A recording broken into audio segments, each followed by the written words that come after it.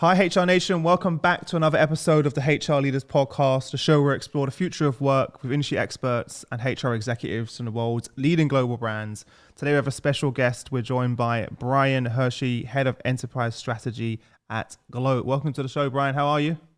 I'm great. Thanks for having me, Chris. You're making me feel like you're in a sauna or like sort of like a log or like a cabin somewhere on holiday. I am outdoors, and it is very warm out, so Yeah. not too far off. Where are you based? Typically, I am based in New York. Okay. I am currently in Puerto Rico. Oh, wow. I was not expecting that out of all things as well. Wow. Wow. I've always wanted to go there. It seems like a lot of like entrepreneurs and business people, they're all like, where are you going? We're all off to Puerto Rico. They're all moving there. It is a beautiful place. Yeah. Also, I think it doesn't hurt. They just got some great tax breaks. So probably, Yeah. probably another reason as well. But before we go any further, tell everyone a little bit more about yourself personally and your journey to where we are now at Gloat. Absolutely. So I joined Gloat about a year and a half ago. We're a 5-year-old company.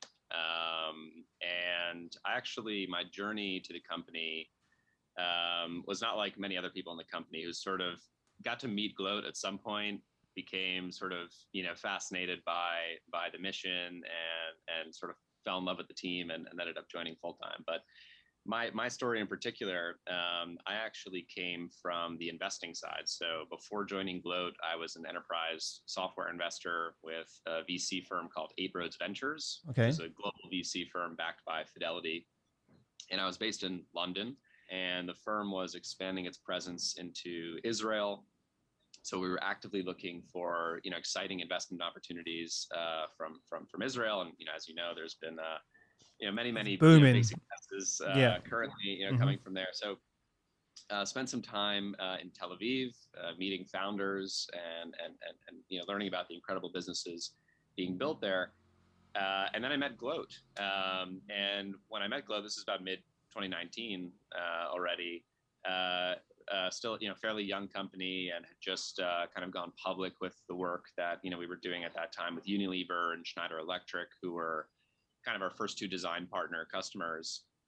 And I was just blown away by this pretty small company at the time in Israel, working with these global giants and creating really tremendous impact through the talent marketplace, which is our product, which we'll discuss, I'm sure in great detail. Long story short, we ended up investing in the company, and I was just so in love with the company and so in love with the team that I switched sides, and I decided I needed to be a part of this. So I joined full time, about a year and a half ago, based in New York City. So we are founded in Tel Aviv, Israel. We now have offices globally. Our kind of real HQ now is in New York City.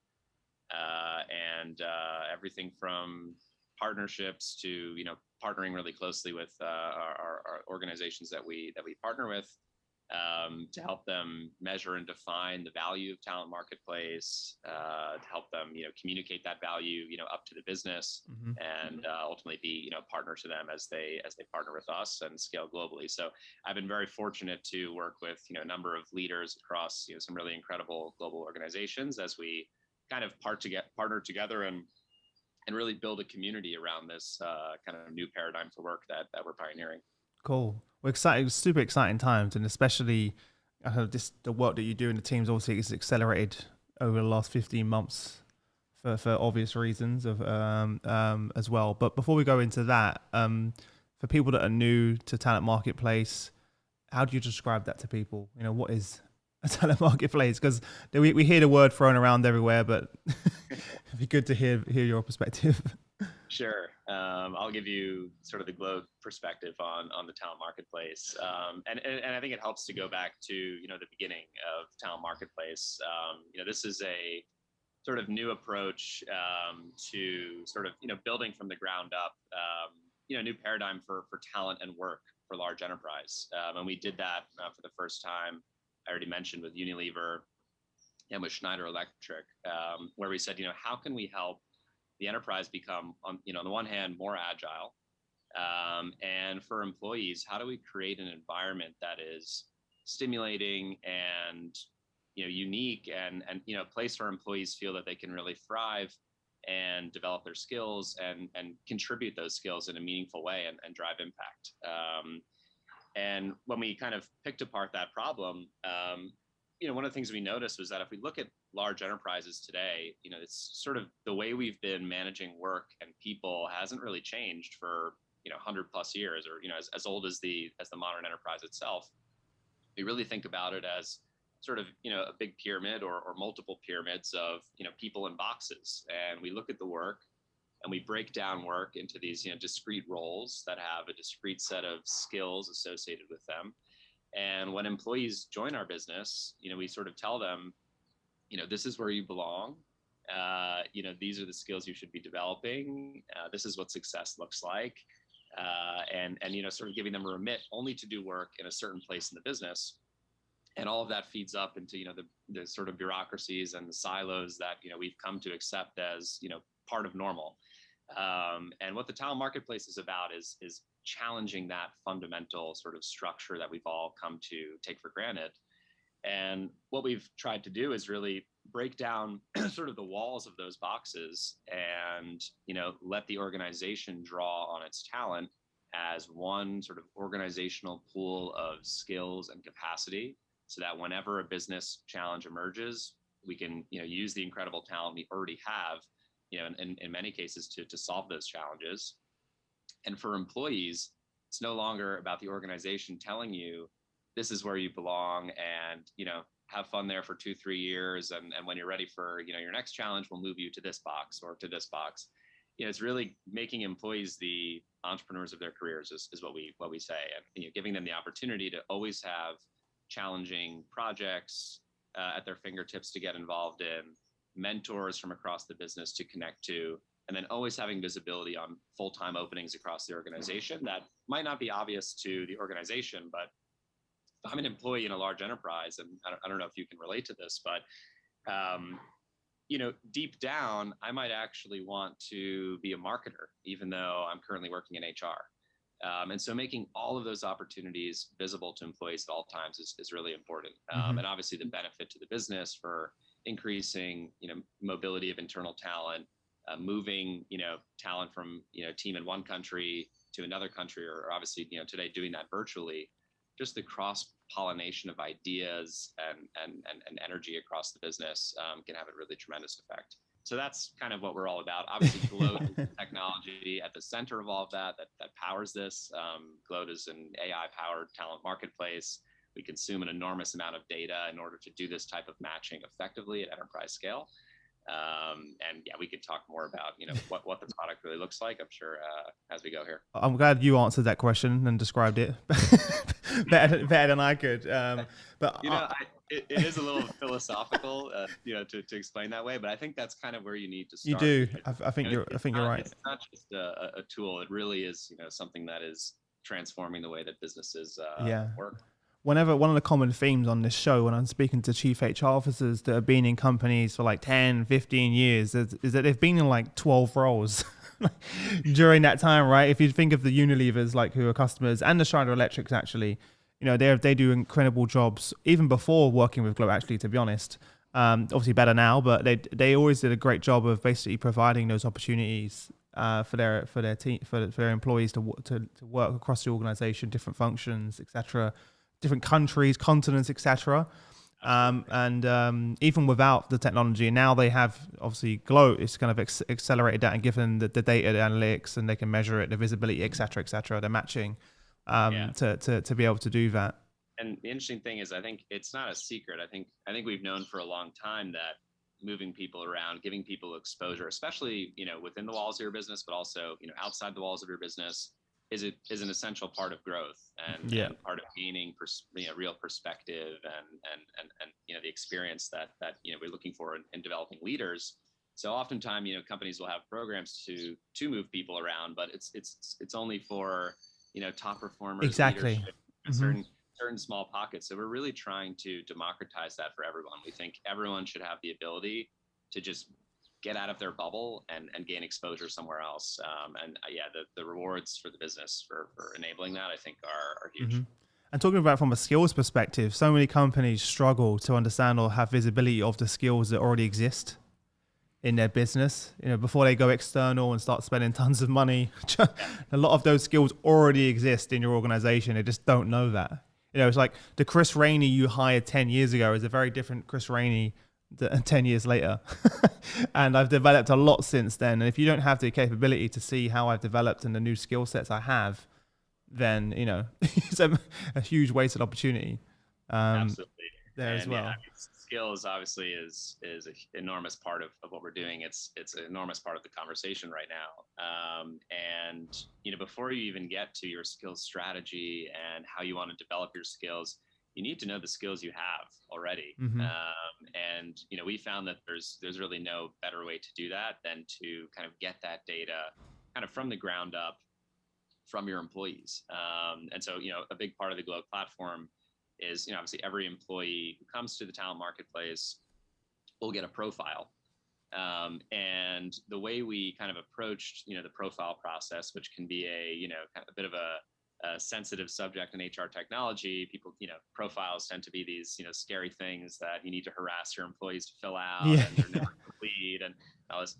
We said, all the data is already there somewhere, but it's in a lot of different places, right? We have data about our employees inside of your company, sitting in your HCM or maybe in your learning system.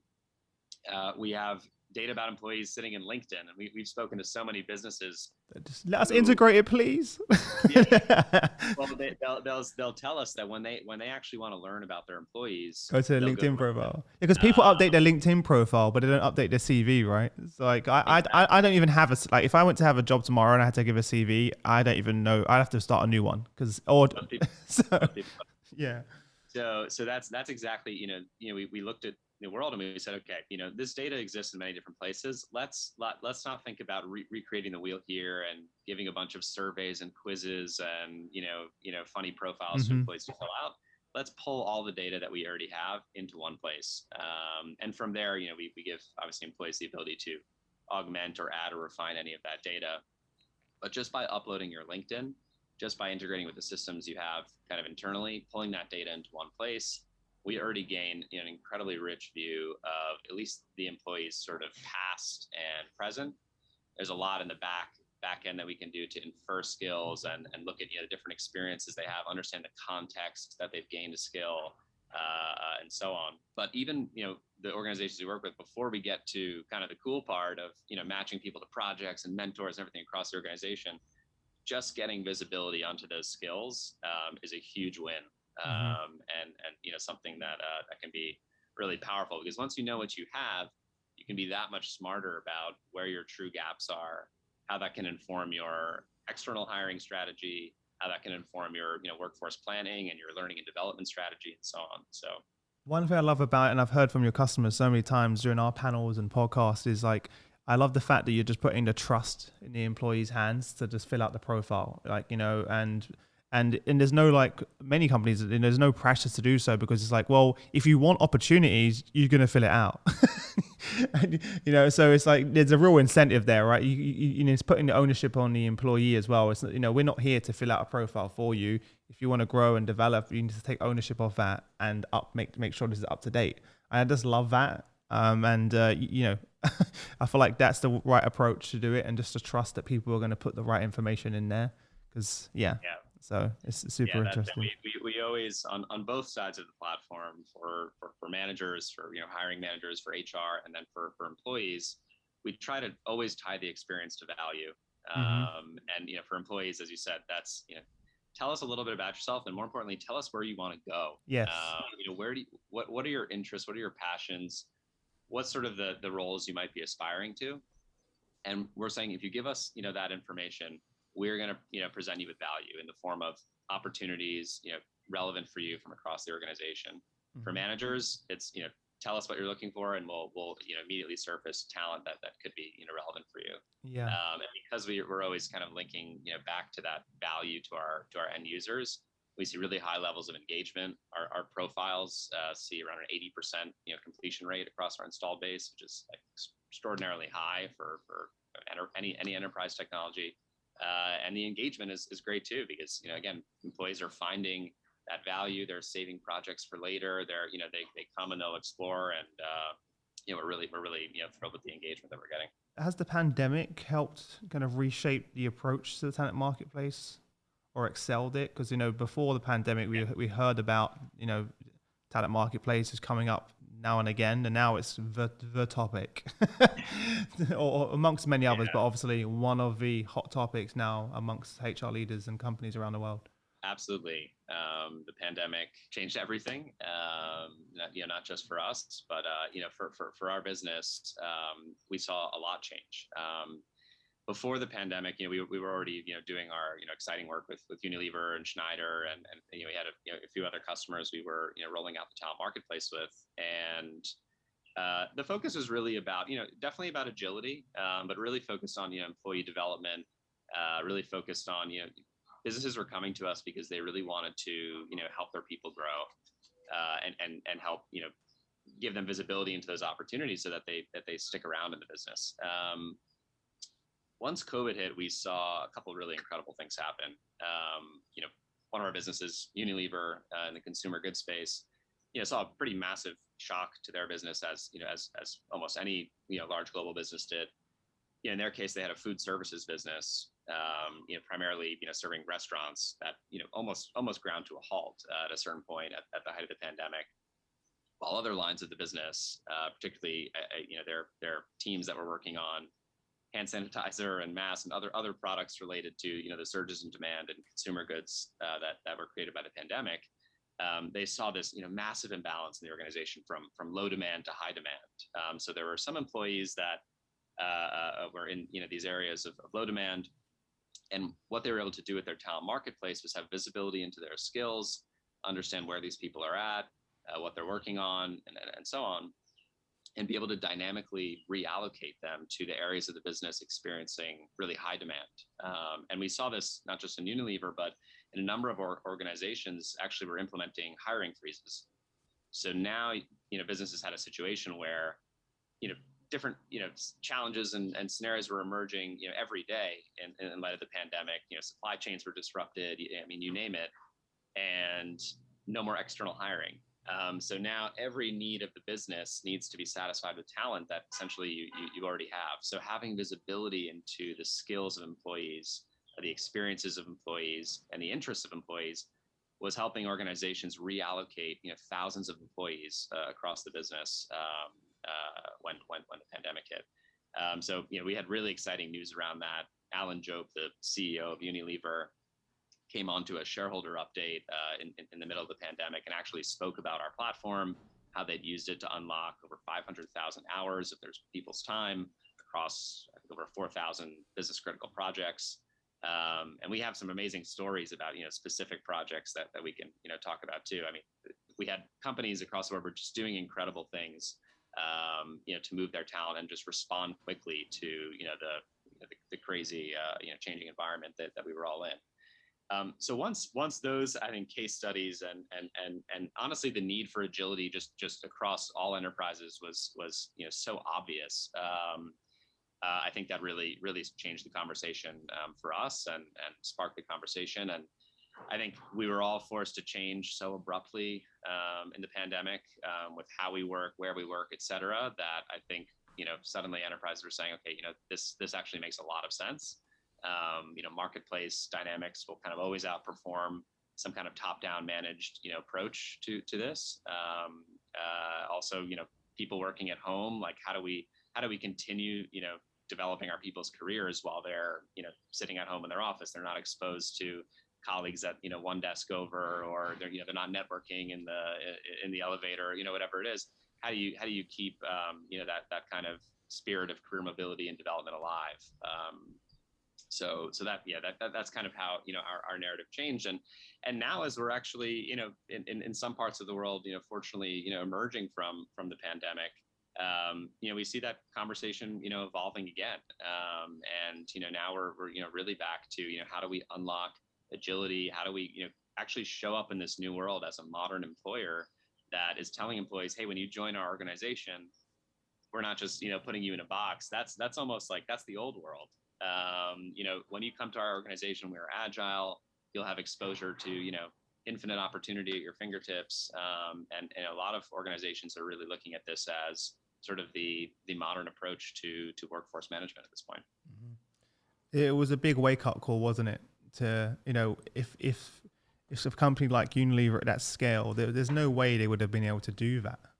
If they didn't have something like Gloat in place to be able to have the data and be able to see that and then reallocate employees as well. And that must have been a wake up call for many companies going, wow, okay, we need something like this in place. And I love your point about people working remote. It's also very inclusive as well, because there's a big issue around people working remote. Are they going to miss out on opportunities? Even some of my close friends and family who are now working remote are really worried about, am I going to be overlooked for that role because I'm not in the office?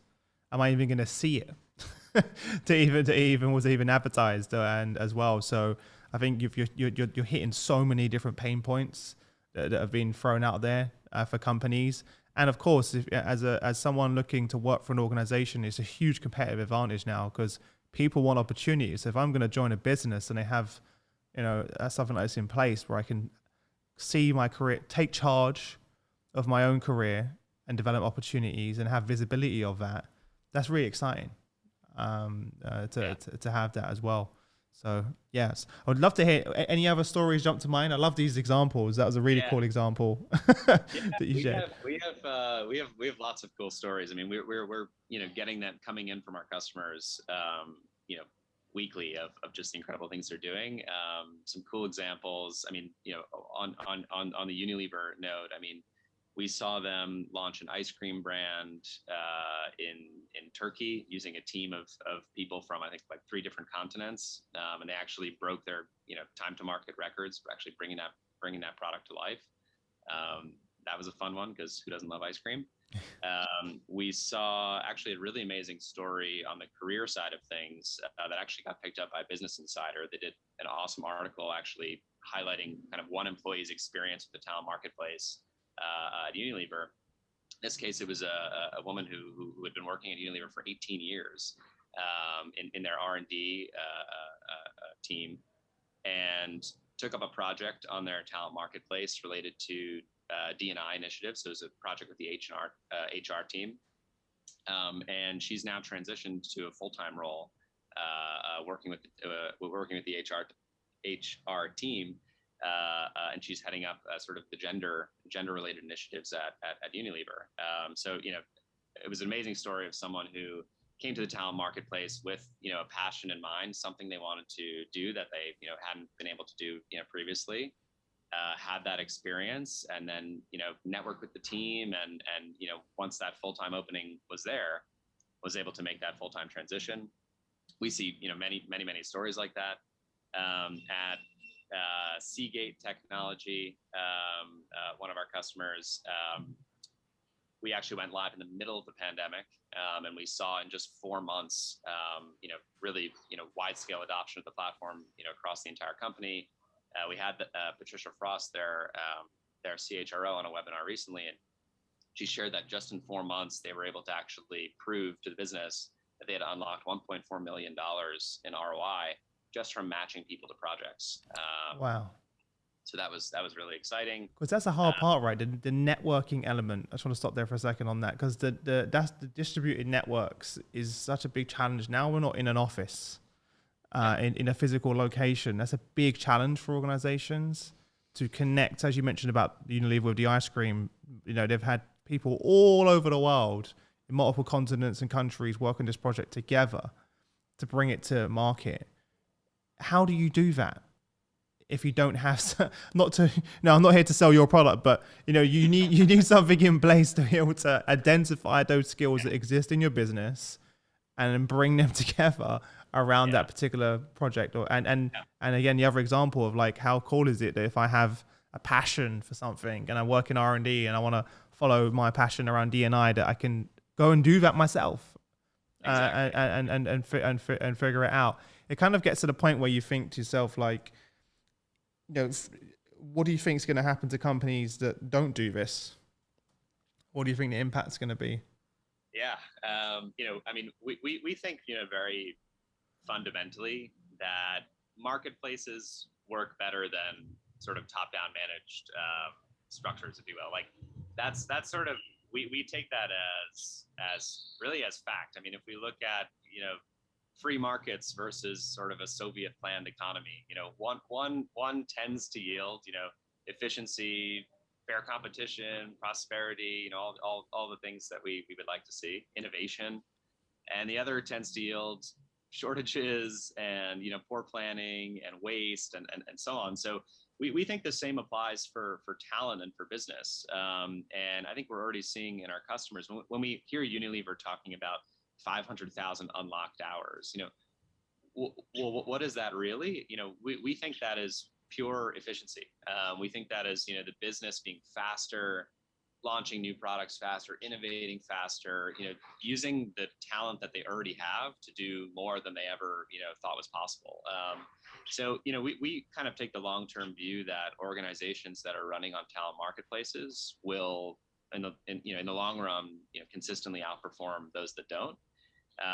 That's kind of at the high level. And then on the more kind of human level, we have a lot of customers, to quote, Nestle, who, they actually said, simply, who wouldn't want to work in an organization that has, something like a talent marketplace in place? And, you framed it yourself too. If you had kind of two identical job offers, but, one is saying, here's your role, these are the three here's people your box. You're interacting, here's your box. Yeah. Or, hey, we do things differently at our company. This is your role, and, you're still going to be, primarily, this is your responsibilities and so on.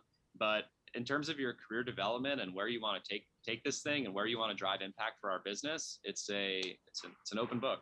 Mm-hmm. And we think that, when we can align people's passions to the work, we're always going to see, an increase in efficiency. We're going to see businesses retain their employees more effectively, which means you're going to, develop your leaders from within. And, there's just so many benefits that trickle through in the long run. Yeah.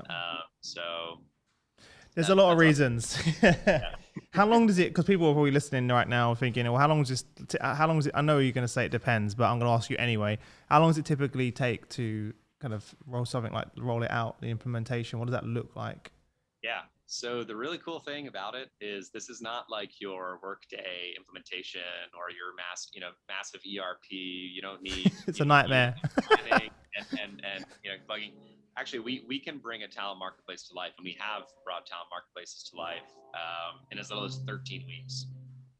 So actually getting to that first launch where we configure the product and we align stakeholders, mm-hmm. and we get ready with how we're going to communicate it to the business and how we're going to, what population we're going to start with. We can bring this to life really quickly. And that's the great thing about, marketplace. It is supply and demand sort of governed. So before we launch, we do need, some supply, right? We need managers to post opportunities. We need, full-time roles, potentially pulled in there. We need people available for mentorships. And then we can launch, and it can kind of grow organically. So the way it typically works is, we'll identify a population of the business. Depends on the size of the enterprise. So if we're talking about something like an HSBC or Standard Chartered Bank or one of the larger organizations we're working with, we'll kind of carve out. I think in actually both of those large banks, we chose populations of around 10,000 employees, and you launch, and it could be one geography, it could be one function, it could be a mix of certain geographies or functions, and quickly prove value to the business. Quickly understand what were the challenges, what were pushbacks we received, how do we address those. Gloat has a incredible in-house team that has done this now, and dozens of large enterprises. They come with kind of the playbooks and the comm strategies and the know-how to really, bring these things to life successfully. And once we've, done that first launch, we go from there and we bring it to the rest of the business. And the way it tends to work is we just kind of follow demand. And that's kind of a testament to, the fact we're bringing real value and suddenly managers realize, wow, I have access to, this infinite pool of talent. I no longer need to rely on. They're excited about it too, right? Your managers are like, wow, I can recruit across the entire business in this one place and see everyone. So people, managers, they tend to be skeptical at first because they're saying, hold on a second, this is my talent. It's my, Oh, that's the thing. That's something I was going to speak about. Do you have to overcome? Is that a bit of a challenge? That must be a challenge. Companies like, I don't want, it's my talent. I don't want to lose it. I would say it's the number one perceived challenge. Perceived challenge. Okay. And in reality, it's actually probably one of the least challenging components of talent marketplace, because managers very quickly realize that, okay, one, it's probably not a bad thing if my employees get exposure elsewhere and they, gain new skills that ultimately they're going to bring back to my team, and be more energized and engaged and so on. And again, managers now have access to this, incredible pool of talent that they didn't have previously. So all those, different kind of initiatives that have been on their desk, they want to get kicked off this quarter, slip maybe to next quarter because I couldn't resource it, maybe to next quarter again. Now, they bring those opportunities to the marketplace. They find energized, interested in, employees who want to take that work on, and they can get more done than they ever could before. So managers often become our champions. But to your question about, how long does this take? We see our talent marketplaces, reaching global scale in an enterprise in as little as a year.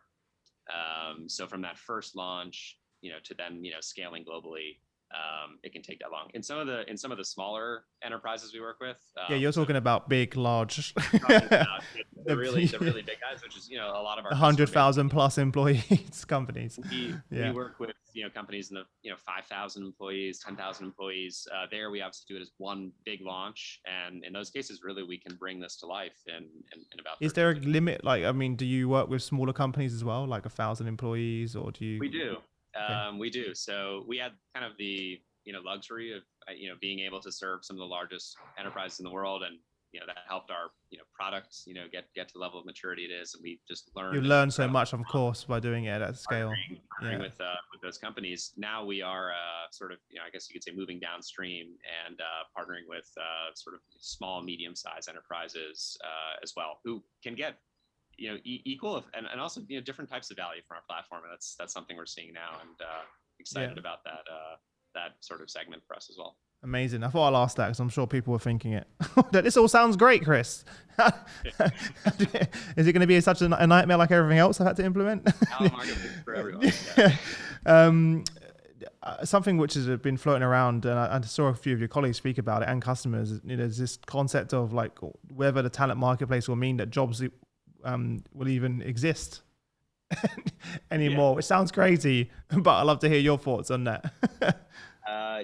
So we had a webinar earlier this year with two awesome thought leaders, Professor John Boudreau, he's from USC, and Ravin Jaisuthasan, who's now at Mercer. And they wrote an amazing paper. It's actually going to be a book, I think, coming out soon.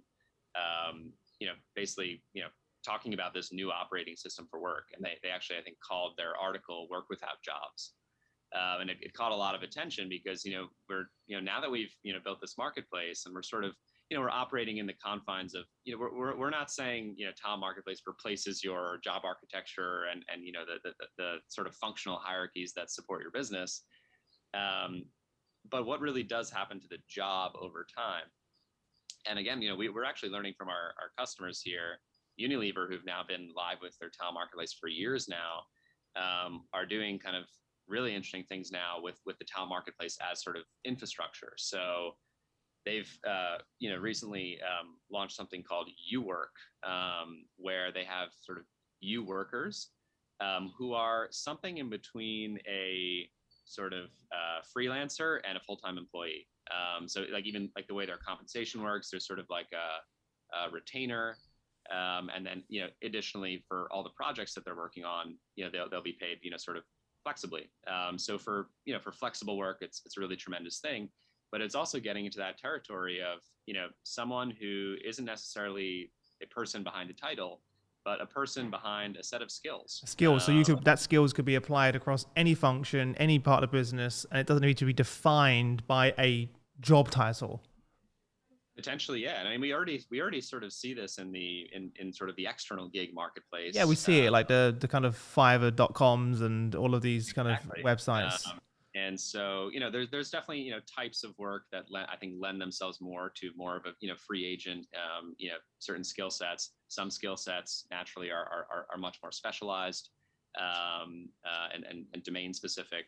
But, we'll see. I think we're already seeing a lot of those norms, being challenged, especially for like, new grad programs, internship programs, rotational programs. There's so much more you can do with this kind of talent marketplace approach, to get away from that kind of traditional box approach.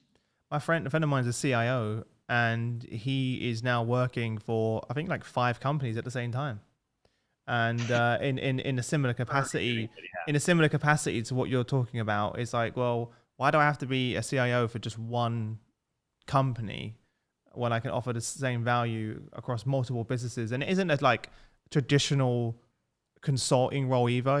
It's almost like he's a full-time employee in these companies, but he works particular hours, etc., and he's compensated in the same way, similar to what you was describing with Unilever. And I feel like we're moving more and more towards that, especially when people are now working remote and at home.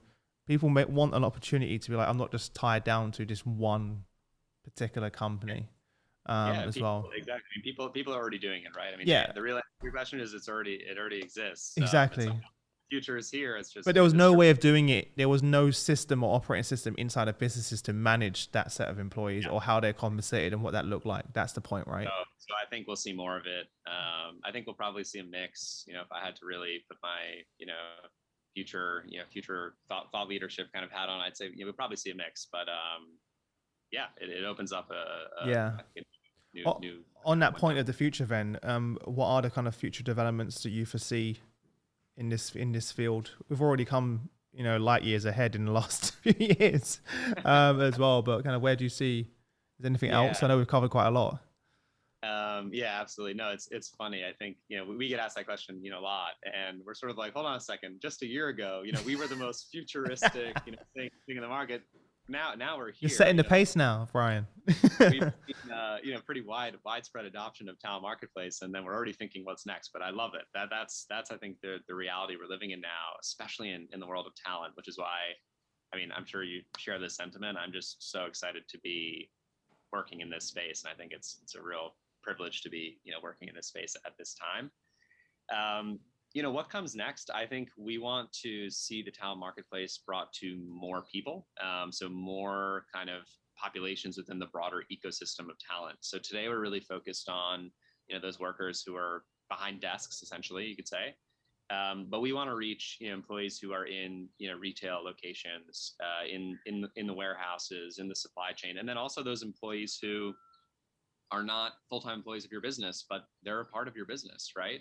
So all those other populations, whether it's contingent workforce, even suppliers, suppliers, external talent, that you're working with, even some of your partners. We want to actually think about how we incorporate all those different populations to the talent marketplace. So that's one area, and we're already doing this with our customers. Gloat, we've just rolled out a really amazing mobile app that allows us to reach those sort of deskless employees in a more efficient way, design a more relevant experience for them. And the reason that's also huge is because we want sort of career paths to go from factory floor to the C-suite. It's a bit of a cliche, but that's really what it hasn't been done well. So you're right. It's a huge opportunity to be able to do that. So that's a huge priority for us, and our mission really as a business, and something you find on our website and we talk about all the time. We want to change the way the world works, and we want to basically democratize careers for all, and we're serious about that mission. So that's one area to look forward to. From a product perspective, we have a lot of really interesting, exciting things going on. We realize that we really think the talent marketplace is kind of the new core of the operations of an enterprise. We think we have talent, yes, but we also have the work, and a view into the work itself, the skills and projects and tasks that actually make up the work that we're doing. And because we have that work, we think we also are really going to be central to the way people develop their careers. We have a lot more coming to enable that. We've just brought to our customers a totally revamped sort of, agile career planning and sort of action plan, part of the platform. What that's really all about is, okay, now that we've kind of reinvented, access to work and opportunities, we need a reinvented approach to career management and to the career conversations themselves. So we've built really powerful tools that let employees actually explore from any point A to any point B in the business. How can you get there from sort of a skills development? Right. So they can see these are the type of skills that I need in order to get to where, or these leaders who are in these roles, here are the skills that they have. Example. Exactly. So wow. if you are in HR, but you tell us that you want to be the next CFO, great. We want to help, we want to help you build a path to get there. We want to show you what skills might be required, what kind of roles you might want to, hop over, along the way to get there. Mentors in the business who are, in those functions that you can begin to network with. Obviously projects that are currently available, you can, immediately start to gain exposure. And then, any of those full-time, openings. So that's, a huge part of what we're doing is really, again, trying to democratize careers and facilitate those conversations between managers and employees, helping managers be a real partner to their employees to develop. Amazing. Well, look, thanks for joining me and getting up early. I appreciate it. I'm definitely not a morning person. So if anyone listening, it's like 7 a.m. right now. So Brian, you're definitely a morning person because I could not function as well as you have just done at 7 a.m. So you'd never have known it. I appreciate you joining us. And honestly, super excited that for everything you're doing, and I'm not just saying that as well. And I feel like what you're doing, it also is kind of perfect timing given everything that's happening around us as well. And there's so much value to both the employee, the employer, and the society in general in providing this equal opportunity for everyone. So super excited for the work you're doing, and keep up the great work. Last thing I'll mention is that we are hiring. You're hiring at Gloat, yeah. And was that a direct plug to me there? Was that like, Chris, you want to come work for us? I don't know. I'll ask my business partner and see what he says. No worries. Well, enjoy the rest of your day, and look forward to chatting again soon. All right. Thanks so much. Thanks.